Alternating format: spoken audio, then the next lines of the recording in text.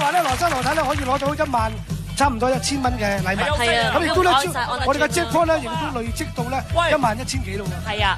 今晚咧，除咗係羅生羅太好高興之外咧，仲有一位我哋嘅嘉賓好高興，因為佢要出嚟接受佢30萬嘅獎品啊！我有請孫耀威出嚟接受佢嘅獎品。孫耀威，多謝。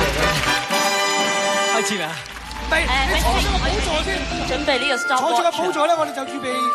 等埋我一齊，1、2、3。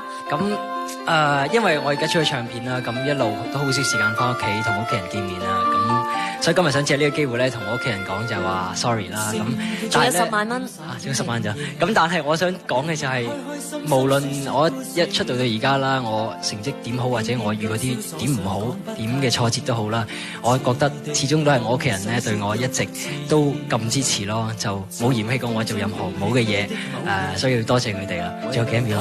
仲有大約3秒， 5萬幾蚊到啦。5萬幾蚊，咁講完啲衰嘢之後，講翻啲市儈啲嘅啦。咁我嘅新唱片就會喺嚟緊嘅10月咧就會出㗎啦。咁裡面咧就包括收錄咗10首膾炙人口嘅歌曲啦。膾炙人口。多謝晒孫耀威，好嘢，分半鐘嘅時間好充實啊！好孝順嘅仔，佢多謝佢屋企。亦都可以為事業奮鬥嘅，亦都非常市儈咁樣喺度賣咗廣告，冇嘥到嗰30萬。冇錯，非常。